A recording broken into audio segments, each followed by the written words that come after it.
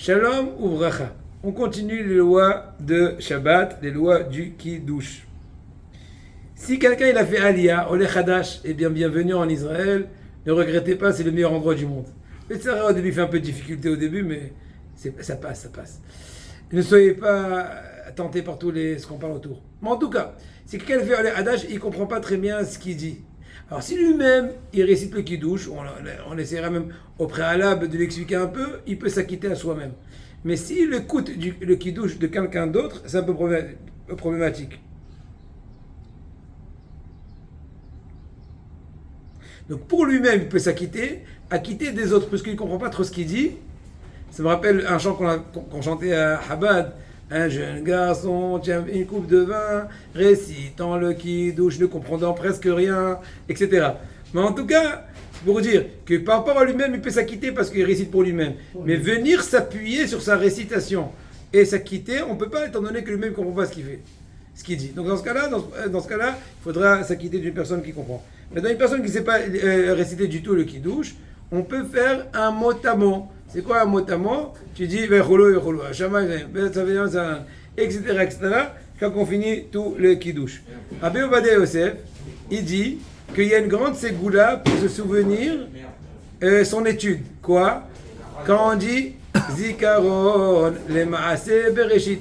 Quand tu récites dans le Kiddush Zikaron en souvenir de Maaseh Bereshit, de la création du monde, et bien en cela, à ce moment-là, c'est une ségoula pour se souvenir de son étude.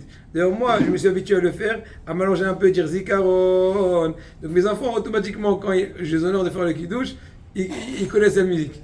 Bon, maintenant, il ne faut pas juste la musique, il faut savoir la Kabbalah, que le jour nous donne le mérite de pouvoir se souvenir de cette grande Torah qui est un océan Atlantique, n'est-ce pas?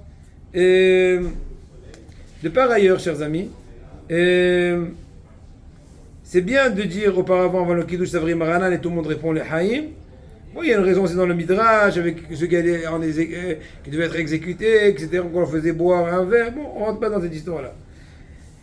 On a déjà parlé dans un cours précédent du sujet qu'il faut pas répondre, il vaudrait mieux pas répondre Baruch Shemo quand tu t'acquittes de la bracha de ton prochain, autrement tu serais considéré comme toi-même récitant le Baruch Shemo au milieu de ta propre récitation, or chose qui n'est pas voulue. Il y en a qui sont quand même qui permettent de faire de réciter, comme ce qu'on a déjà évoqué le vikouah entre la discussion entre Rabbi Shalom Mashash et Rabbi Ovadia Yosef et d'autres décisionnaires.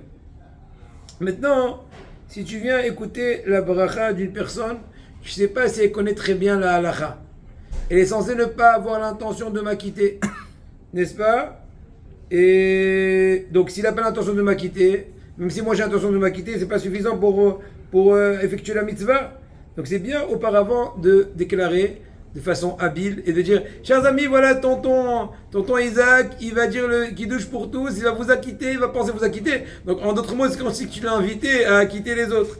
Donc sur cela, cette déclaration aussi bien qui est venue honorer le tonton, aussi bien elle l'a remis sur les rails, ça s'appelle être, comment savoir de façon élégante sauver la situation. Et il est vrai que des fois, une personne qui récite le Kiddush, elle récite très mal le Kiddush. Elle avale des mots.